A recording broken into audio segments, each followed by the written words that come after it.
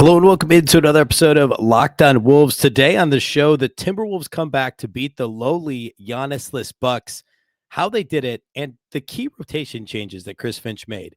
Next.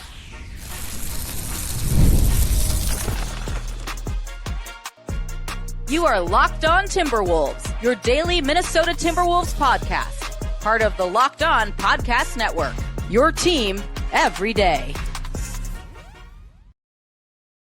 Hello and welcome to the Locked On Wolves podcast, part of the Locked On Podcast Network, now the #1 sports podcast network. Today's episode is brought to you by FanDuel. If you want to be right in the middle of the action this season, visit FanDuel.com and place your NFL live bets all season long.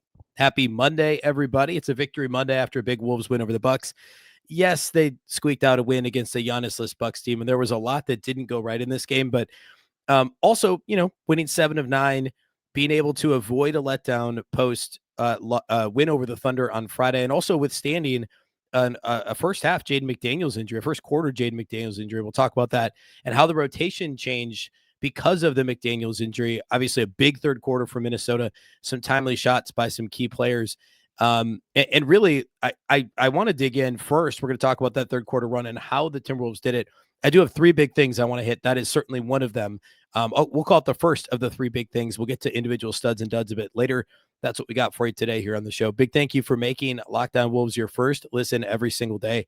Of course, this show is free and available everywhere. That includes YouTube, as well as all of your favorite audio platforms. Wherever you like to listen to podcasts, you can find Locked On Wolves. You can also watch on the Locked On Sports Minnesota app on both Roku and Amazon Fire TV. All right, so setting the stage for this one, obviously no Giannis Antetokounmpo for the Bucks. He's out for an extended period of time. And for Minnesota, they actually came into the game healthy. Mike Conley was back. Jalen Clark was back. Clark had missed the last couple of games with an illness. Conley had missed, 5 games, I think, with the Achilles tendinopathy. They both came back. And ultimately, Mike Conley was a big part of the rotation in this game because Jaden McDaniels left in the first quarter with what the team described as hip soreness. As of this recording, no idea what his availability would be for the Knicks game on Tuesday, but with no McDaniels, that meant that Chris Finch had to get a little bit creative with his rotation. We'll get into what that was here in a minute. But overall, the Timberwolves started this game very slow. And they were down by 12 at halftime. It was 60-48. They got off to a slow start in the third quarter. The Bucks pushed their lead to 16 points in the first minute plus of the third quarter. Chris Finch calls timeout. And that's where I want to start with my first of 3 big things, which was this third quarter run and how it was keyed, whom it was keyed by. Chris Finch decided to pull Julius Randle and put in zReid. Mike Conley was already in the game because he started the third quarter in place of Jaden McDaniels. Chris Finch knew, look, we scored 48 points in the first half.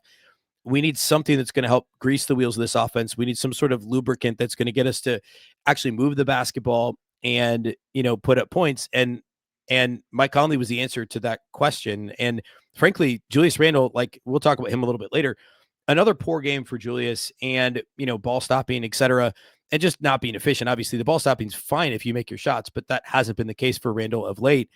And so Chris Finch went with a lineup of zReid, Mike Conley, Rudy Gobert, along with Anthony Edwards and Dante DiVincenzo. And they led a 20-0 run in the third quarter. They were down 16. They go on a 20-0 run. It was something like 23-2 extended run or 25-4 or something like that. And it was they took their first lead of the night with just over 4 minutes to play in the third at the end of this 20-0 run that they had. And it was completely keyed by the aforementioned trio, really, zReid, Mike Conley, and Rudy Gobert. I mean, Gobert was great in this game. We'll talk more about him and individual studs and duds as well. But there were a couple key offensive rebounds in there that were grabbed by Gobert. The first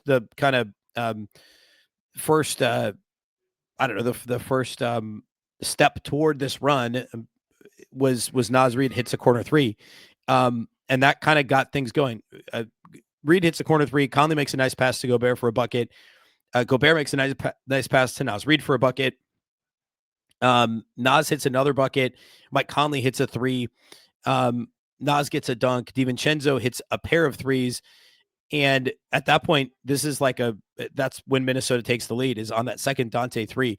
It was that group of players. Ant had 1 point during that run. He got fouled and hit a free throw. Otherwise, it was that trio and they were all basically assisting each other. Ant had a couple assists mixed in there too.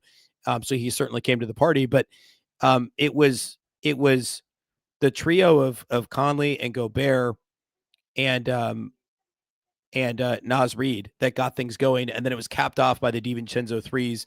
And again, Ant kind of being a bit of a facilitator along the way. And it was ball movement. Like Gobert gets an offensive rebound, hits a cutting zReid for a bucket.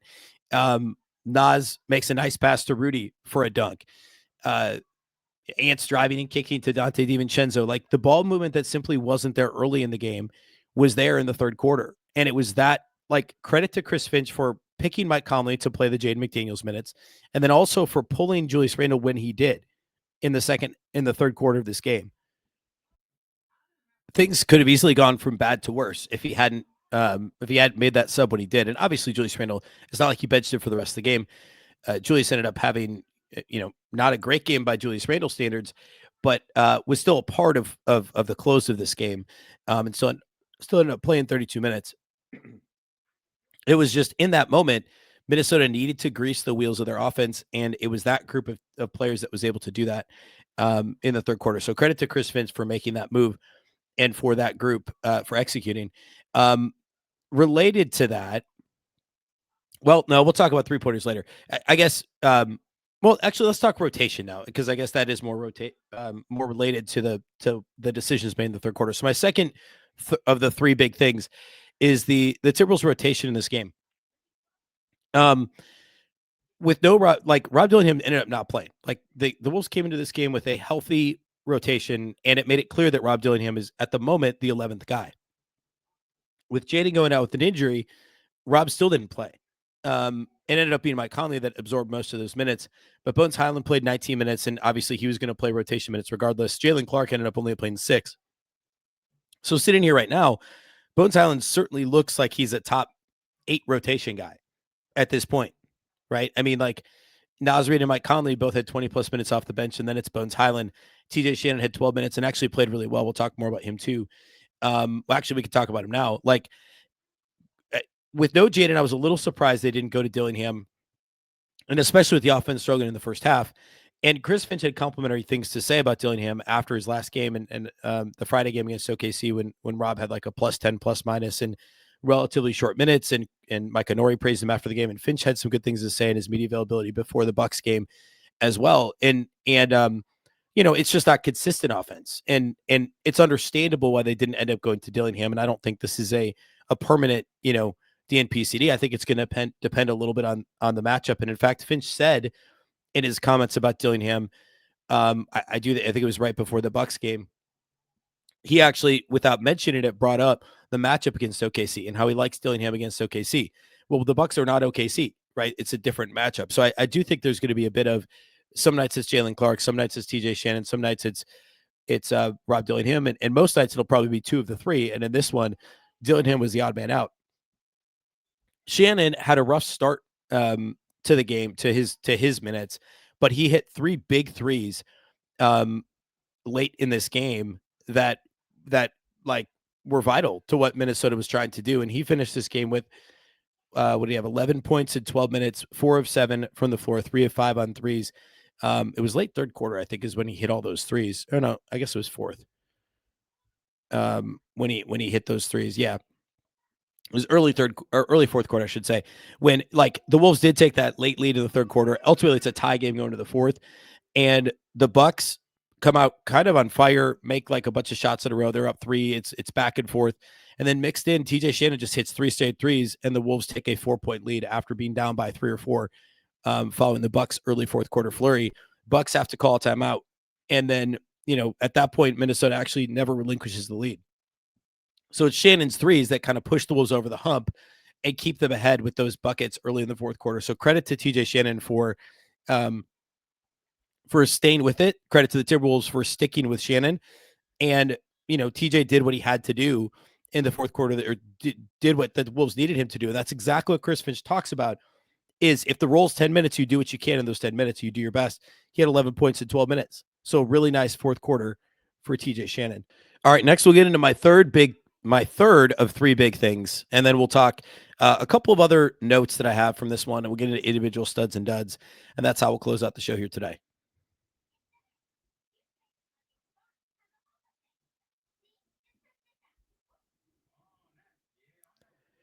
Today's episode of Locked On Wolves is brought to us by our friends at Robinhood.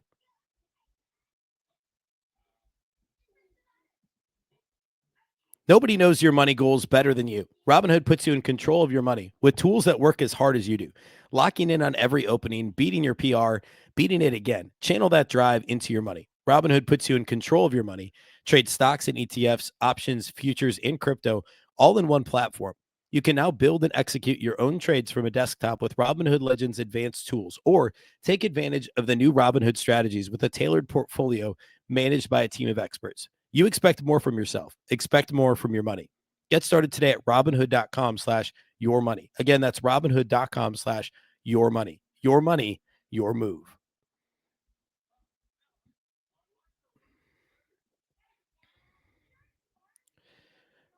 Big thank you once again for making Locked On Wolves your first listen of the day. And of course, thanks again for making Locked On the #1 sports podcast network. Could not do it without you. If you haven't already, go check out the new Everydayer Club.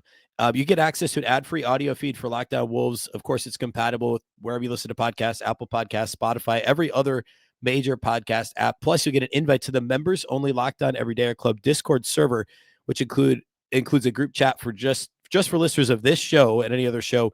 I have full transparency. I've not joined Discord yet. I'm going to. I'm looking forward to it. I'm looking forward to having kind of that, that exclusive group to be able to chat about the show. So, again, you could check it out. Lockdownwolves.supercast.com to sign up. Again, that's lockdownwolves.supercast.com. You can get signed up for the Everydayer Club there. Look forward to, you can look forward to enjoying ad-free episodes and also look forward to chatting with everybody over on Discord. All right, let's get into the third of my three big things, and that is the defensive activity. Yes, this was a slog offensively for Minnesota, and ultimately shooting 31% from three. We'll talk about they missed their first 13 threes. Again, did not shoot free throws well, didn't shoot well from the floor at all, really. And not enough assists in this game either. That picked up a lot in the third quarter, as we talked about. But defensively, I thought the activity level was good, and it helps that Milwaukee doesn't have any dynamic offensive players. Like Kevin Porter Jr. is the only guy that you would describe. I think dynamic is the right word to use for him. The only guy, I'm not saying he is dynamic, but the only guy that you could use that word to describe. Ryan Rollins, who doesn't probably play enough for this team, is an interesting player as well. And they've got a bunch of like pros who are nice role players and good teams. Miles Turner is kind of a borderline star. You get Kuzma and Portis and AJ Green and guys that are role guys. Like they've got names on this team, right? Gary Trent Jr., but there's no semblance of a flow with this team. The pieces don't make sense without Giannis. So that all helps, and it's fair to acknowledge that. But Minnesota still held them to 40% shooting, 29% from outside the arc. And the Wolves got 10 steals in this game. So again, activity level defensively, everybody that played except for Jaden McDaniels, who played just 9 minutes, and weirdly, Anthony Edwards had at least one steal in this game for Minnesota. So take out Jaden, who played just 9 minutes because of the injury. 8 of the other 9 guys who played had at least one steal. Timberwolves had 4 blocks in this game too, which is a nice number. Weirdly, Mike Conley had 2 blocks. So again, defensive activity level is important on a night where the offense is not giving you much at all. You kind of have to rely on some of that. And ultimately, like points off turnovers, I guess, would be another thing that falls into that category. Minnesota scored 23 points off of 18 Milwaukee turnovers. And again, the defense, yes, sloppiness, ineptitude by the Bucks, yes, that's true. But Minnesota's activity level and I would even say effort level on the defensive end of the floor, I guess it's not exactly one and the same, but they're related. That led to the 18 Milwaukee turnovers and the 23 points Minnesota scored off the Bucks turnovers, compared to only 7 Bucks points scored off of 10 Minnesota turnovers. So that was a big factor in this game. And credit where credit's due. Like, as disappointing as it was that they were down 16 in the third quarter, down 12 at halftime, down 16 in the third quarter, and needed this late push to beat frankly, a bad team without Giannis available.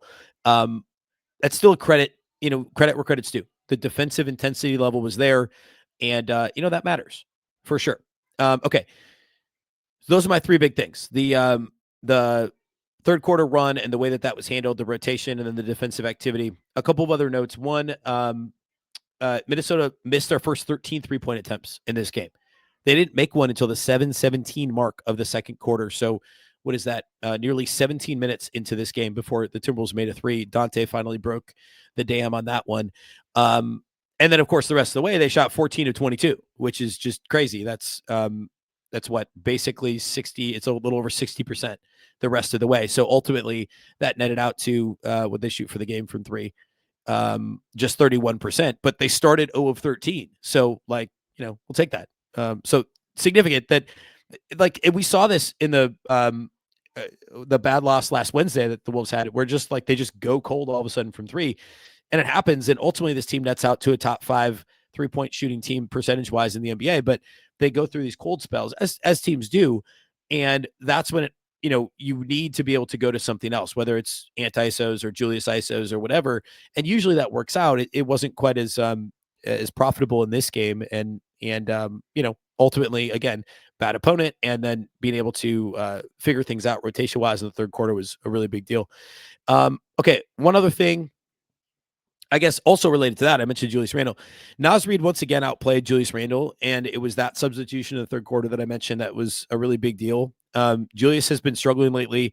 The numbers have mostly been there. Like if you just look at points, rebounds, the counting stats are there, but the efficiency has plummeted. Going back to the Warriors win, he was pretty good. So I guess you could go back 4 games to the Sacramento win, and then the Memphis loss, the Thunder win, and the Bucks win are all included in there. He was 9 of 21 against the Kings, 9 of 21 against Memphis, which I think was the game that he started 2 of 10 from the field in the first quarter, and then 3 of 15 in the Thunder game, just 4 of 9 against the Bucks. I should have pulled up Basketball Reference to pull the totality of like what that percentage is over the last 4 games, but it's like right below 40%. Now, in the Thunder game, he got to the line 16 times, which was huge. He took advantage of OKC being in the penalty basically the whole game. So that was positive. The 3-point shooting hasn't been good. He didn't make any in this game for the first time since December 2nd. So 3 weeks ago was the last time he played a game without making a 3. Obviously, he's cooled off from deep since early in the season. I mean, he shot, what was he like in November? Or in October, he was like nearly 50%. He cooled off to 32% in December, and he's just over 30% right now in the month of, he shot 32% in November. He's just over 30% so far in the month of December. And over his last 4 games, he is 4 of 18 from outside the arc. So that's an issue. Again, somewhat making up for it at the line, and he's been rebounding the ball okay as well. But it's also a credit to how well zReid has been playing. And I'm not at all advocating for like any macro shift here. Like nobody would ever suggest Naz should start because the Wolves need punch off the bench as well. This is just, it happens to be Naz is stepping up when Randle's having a cold spell. And that's important. Like that's exactly what should happen is you have guys that can fill in when other guys are struggling.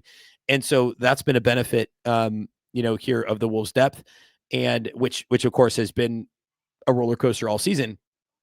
But specifically in the front court, it's been really important. And that's coincided with Rudy Gobert having a really strong stretch of games as well. And we'll talk about Gobert here in just a moment when we get to individual studs and duds. Which, in fact, let's go ahead and get to that. Let's do individual studs and duds. We'll close it out, peek ahead at what's next on the schedule. We'll do all that here next. Today's episode of Locked On Wolves is brought to us by our title sponsors over at FanDuel. NFL Sundays move fast, one big play, and suddenly everything feels different. And that's what makes live betting with FanDuel so exciting. You're not just watching the game, you're reacting to it in real time. With FanDuel, you can place bets as the action unfolds, every drive, every momentum swing, every highlight moment. Live betting is best when the game starts to shift. A receiver might get hot, a defense tightens up, or the momentum flips after a turnover. FanDuel lets you jump in at that moment. Live spreads and money lines will adjust instantly. Player props will update as guys heat up. You can also bet next touchdown scores, drive results, totals, and more. It keeps you locked into every snap, every drive, and every possibility. Tonight's Monday Night Football game, 49ers at Colts, which is a good one. 49ers at Colts, and obviously, Phillip Rivers and the whole thing with Indianapolis. Still a good game. I don't mind 49ers minus 5.5. I feel like they've been playing good football. They need to keep winning.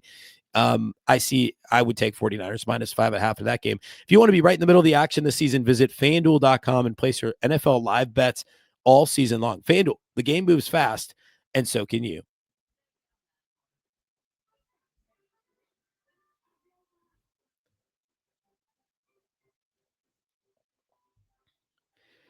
All right, let's close this thing out by talking individual studs and duds. Pretty relatively easy to parse in this one. I think that I say that. I mean, nobody. Ant is the only one that scored more than 20 points in this game for Minnesota, and he wasn't ultra efficient at all. And he wasn't even like a huge part of that run in the third quarter. So, I think we actually got to start with Rudy Gobert, who I barely talked about, but Gobert and his presence on the glass, in a game where you look at a team like the Bucks right now without Antetokounmpo available, and you figure they're going to try and push this high variance game. Perhaps they can win a little bit on the glass with some of their better rebounding guards and Bobby Portis mucking things up the way that he does. And Gobert pulled down 18 rebounds in this game. He had 6 offensive rebounds, had a couple of big back taps during that run, had that nice assist to Nas, had a couple of buckets himself, finished with 11 and 18 in this game, plus 3 assists and no turnovers in the midst of a season where Gobert has had some turnover issues compared to the rest of his career for a guy who doesn't have the ball in his hands that much. But 3 assists, no turnovers, plus a steal and a block. Again, the 18 rebounds, 6 of them on the offensive end of the floor. I thought Rudy was fantastic in this game, and it continues a strong stretch for Gobert that we've seen here lately. And I mean, you look back to that Thunder game on Friday, and Minnesota had to dominate a comparatively small, or at least slight, Thunder front line, and they did. And Rudy had 9 and 14 in that game. In the Memphis loss, he had 16 and 16, and he had 4 assists and 4 blocks.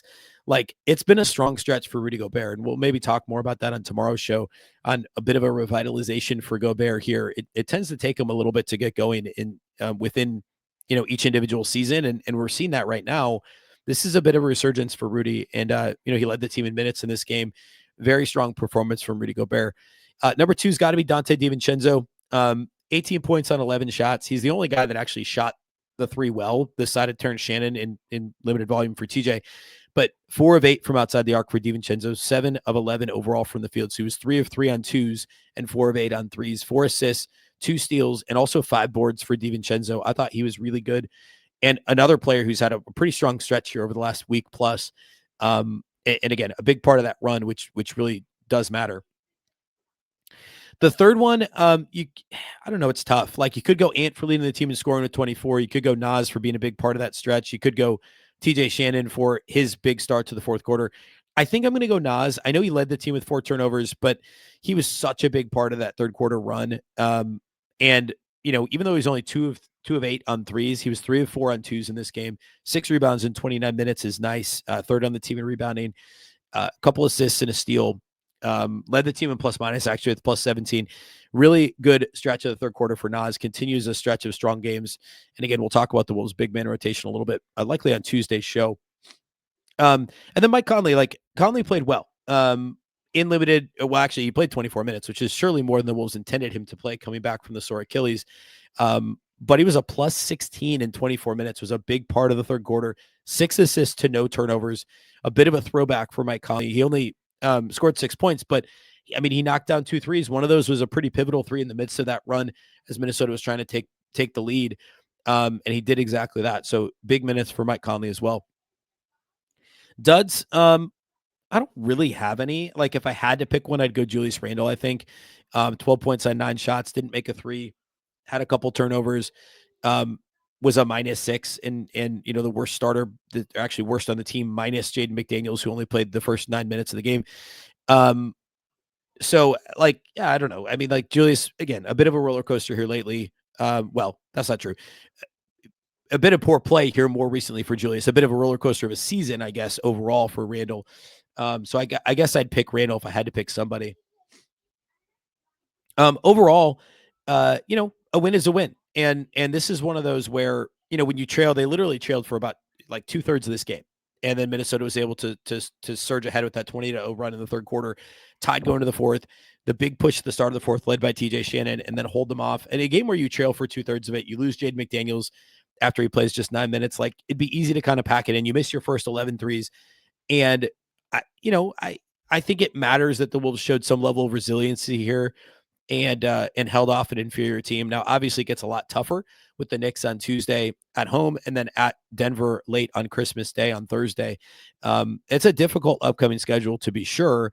Once you get past those two, it lightens up just a little. But as we talked about all season, January, the schedule gets a lot tougher. And by the way, the Rockets lost a lead late, I think to the Clippers, if I remember right. Oh, no, to the Kings, and lost in overtime. They're up like double digits in the fourth quarter, lost in overtime to the Kings. Minnesota actually passed the Rockets in the standings. Now, schedule aided, yes, the Rockets have a better differential. And I get that. But they still passed the Rockets. Looking forward to seeing Houston here soon, too. I think that'll be a lot of fun. And so, that matters ultimately. So Minnesota currently is 5th in the West. They're just a game behind the Lakers, who have, of course, beaten the Wolves twice already, and only 2 games behind the Nuggets, who are in the 3 spot as we move along here in the season.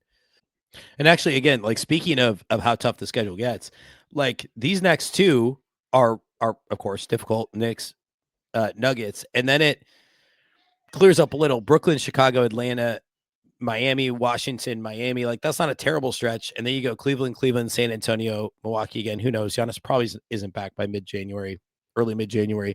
And then it's Houston, San Antonio. Like it does get harder. And remember, the Wolves don't have any back-to-backs in the month of December, which is like, that's significant. That matters. They haven't seen the Rockets yet, and they won't until January 16th. And then they play them twice in the final 3 weeks of the season. So, and they only play them 3 times total this year. So pay attention to that from a tiebreaker standpoint too, as they kind of hover around each other in the standings. I think that'll be pretty interesting here as we move along. All right, that's all I got for you today. We'll be back tomorrow. Like I said, we'll talk a little Gobert. We'll talk a bit of front court rotation for the Wolves. We'll get you ready for Wolves Knicks. Of course, we saw the Knicks very early this season. It was like the one true blowout that the Wolves suffered when they were at full strength at the Knicks back on November 5th. They lost that game by 23. So we'll break that one down a little bit on Tuesday's show as we get you ready for Wolves Knicks from Target Center on Tuesday night. Of course, live postcast this week. Our guy Jack Borman did an awesome job going solo last night on the postcast. I believe he might be solo again on Tuesday, but we will have postcasts for you throughout the holidays here over the next couple of weeks. So be sure to tune into that live after each and every game. A big thank you for making Locked On Wolves your first listen every single day. Of course, this show is free and available everywhere. That includes YouTube as well as all of your favorite audio platforms. Wherever you like to listen to podcasts, you can find Locked On Wolves. And a reminder about the Everydayer Club as well. You already listen every day. Make sure to sign up for the free for the Everydayer Club. It's just $5 a month to join the Everydayer Club. You get access to Discord, and you'll be able to listen to ad-free episodes as well. And again, you can sign up for that over at LockedOnWolves.supercast.com. Of course, Locked On Wolves is also part of that very same Locked On Wolves podcast network, your local experts on all the biggest stories. Once again, I'm Ben Beecken. This is the Locked On Wolves podcast, and we'll catch you next time.